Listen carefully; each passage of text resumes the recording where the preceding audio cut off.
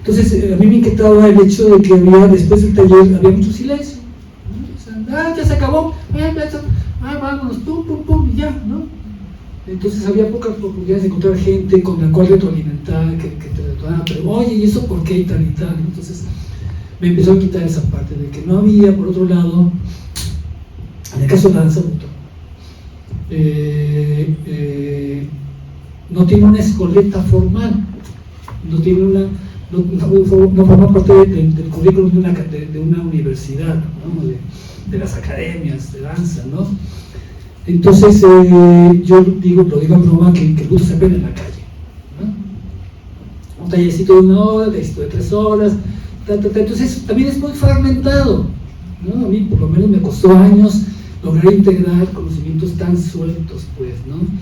Y ese era el segundo débito, es decir, cómo empezar a documentar un conocimiento que no tiene en este momento forma, porque pues maestros hay muchos ahora de buto, ¿no? Entonces cada quien tiene su propia visión y pocos se enfocan en los principios extracotidianos, ¿no? De la extracotidianidad, ¿no? Es decir, es fisicalidad, brinca, toma, vuelve, suéltate. ¡Qué loco, güey! ¿No? O sea, sí es un viaje, pero el viaje es fugaz en el caso de quien busca más caminos en la escena. Quien busca la danza para liberar el cuerpo, qué chido, o sea, también el buto es una gran herramienta para soltar sin llegar a una catarsis brutal, ¿no? Pues, algo que mencionabas, Lucas, acotando lo que estás diciendo, es justamente el término del teatro de Lecoq, ¿no? Que habla del fondo poético común, y las 3 esferas de energía, ¿no? Lo físico, lo emocional, lo mental. Yo también pondría lo álmico, lo espiritual, ahí como un extra, nada más. Y creo que justamente el buto es muy difícil poderlo centralizar solamente en un trabajo mecánico que lo abordas en el mundo de los vivos, ¿no? Eso me parece fascinante. Ese capítulo me pudo, la verdad, encantar, porque incluso te vas más allá de la somática y empiezas a trabajar temas que tienen que ver con medicina. Entonces, no solamente pasas por la parte física de la que estás mencionando, sino que también vas ahondando en el libro y te metes con temas de animismo, nahualismo, y justamente que es, creo, donde yo, esta expresión a veces puede también caer en algún punto fugaz o,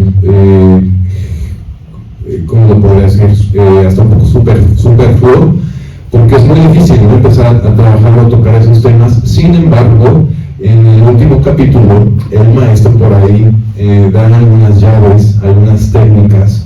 A mí me gustó muchísimo la parte en la que tú mencionas. Yo soy en primera persona que tengo la oportunidad de performar, de hacer teatro, y a veces pensamos que la mente se tiene que disociar, ¿no? Pensamos que dejamos ir a la mente, y hay una guía por ahí en la que tú hablas primero de estar reconociendo cómo te sientes, qué sientes en este momento. Yo en este momento me siento nervioso, por ejemplo. Yo soy muy social, pero estar enfrente de la gente y soy maestro y me genera nervios, ¿no? Lo acepto, lo admito. Siento que como performer, cuando haces ese primer escaneo, ese primer rayo X, y dices, ¿cómo estoy? ¿Cómo estoy? ¿Por qué voy a hacer esto? ¿Por qué? Porque quiero, en mi caso, ¿no? Yo hablo mucho de mi abuela, de mi madre. ¿Por qué quiero hablar de eso? Más que un ego, o querer hacer un piroe, o un parado de manos perfecto, ¿por qué quiero yo compartir esto? Y también la responsabilidad del espectador, ¿no? Ahí me tengo un poco con Eugenio, mucho con Eugenio Barba, la responsabilidad del espectador también en la escena, que es lo que yo estoy asimilando de esto, y ahí hay una línea, ¿no? Tampoco no está el espectador comprometido a aplaudir.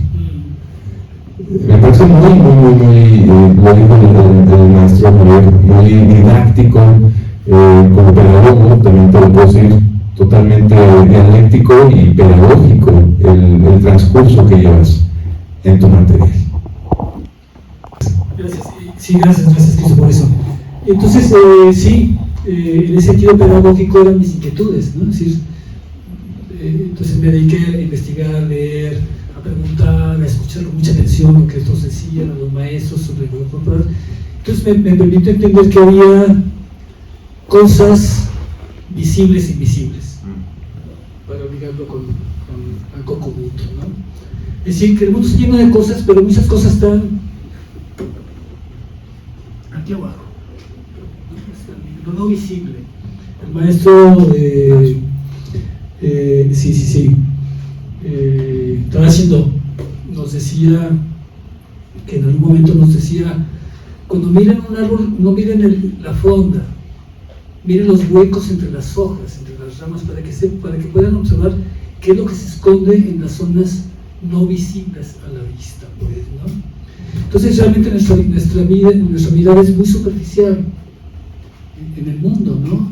Y esta mucha inmediatez ahora con la comunicación, entonces miramos en la superficie y dejamos de mirar en lo que está en las sombras, lo que está en lo oscuro, ¿no?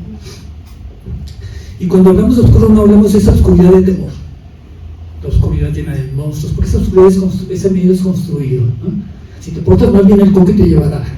Entonces le asignas un valor, ¿no?, emocional a un fenómeno físico de la naturaleza que es la ausencia de la luz, la sombra, ¿no?, para quitar ese elemento del miedo asociado a la oscuridad. Entonces cuando hablamos de oscuridad no hablamos de esa oscuridad perversa, donde sucede todo lo terrible. No es así, ¿no? Sí pasa eso, pero no es lo general de las sombras, ¿no? Sí, Cristo. Bueno, acotando nada más, justamente también creo que Ubuntu va más allá de los demonios personales. Creo que también tiene que transmigrar, tiene que sublimar. Y hay otra línea, parafraseándote, porque hoy estamos de fiesta con este material, de verdad. Donde mencionas que también el luto es una herramienta para la integración de la paz mundial, de la paz social, de la paz personal.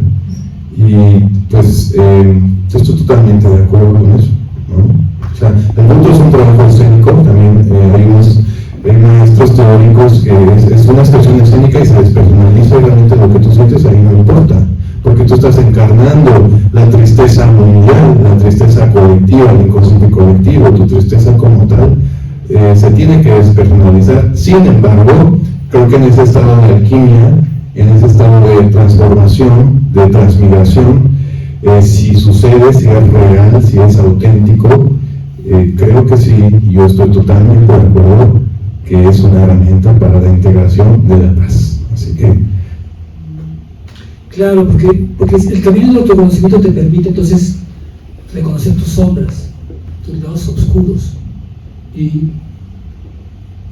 gestionar eso que te habita, pues, ¿no? Para no permitirte siempre estar reactivo, siempre estar detonante todo lo que sucede, para alcanzar la paz interna. Entonces, cuando no te conoces, pues vives con una falsa imagen de ti mismo, pues, ¿no? Porque entonces resulta que todo lo que te sucede negativo no es resultado de tus actos, sino de un mundo que confabula contra ti, ¿no? Y entonces por eso es importante que el camino del autoconocimiento nos lleve a través de la propia oscuridad, ¿no?, de estos espacios donde cabe todo, incluyendo la poesía, ¿no? Entonces no todo es, como decía Giganta, la hermana muerta que le está rascando por dentro mientras él está danzando, ¿no?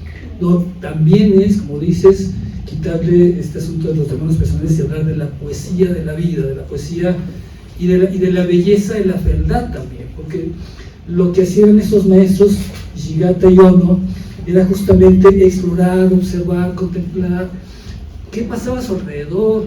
Giganta se recorría los puentes, los suburbios más lejanos, los campos de arroz, para observar el cuerpo dolorido, el cuerpo trabajado, el cuerpo que sin ser un teatro está mostrando algo que muestra milenios de encorvamiento para el sustento, por ejemplo, ¿no? Con esas miradas donde el resto del mundo prefiere no mirar. No miro las cloacas porque huelen mal, hay ratas, hay ladrones. ¿Sí me explico? Es decir, negamos la realidad, porque también nos apabulla y es natural que podamos también tener esas herramientas de de defensa psicológica, pero también nos hace vivir en esferas de cristal, ¿no? Entonces, Caso Ono estuvo 9 años en la milicia, fue reclutado tempranamente, antes de la guerra, durante la guerra, y fue prisionero de guerra, y cuando regresó ya en la derrota, que venían en el barco los repatriados que habían sido prisioneros, eso le provoca a producir una obra de danza, ¿no? Al ver cómo los muertos que morían en el barco de regreso eran botados para ser enterrados en el mar.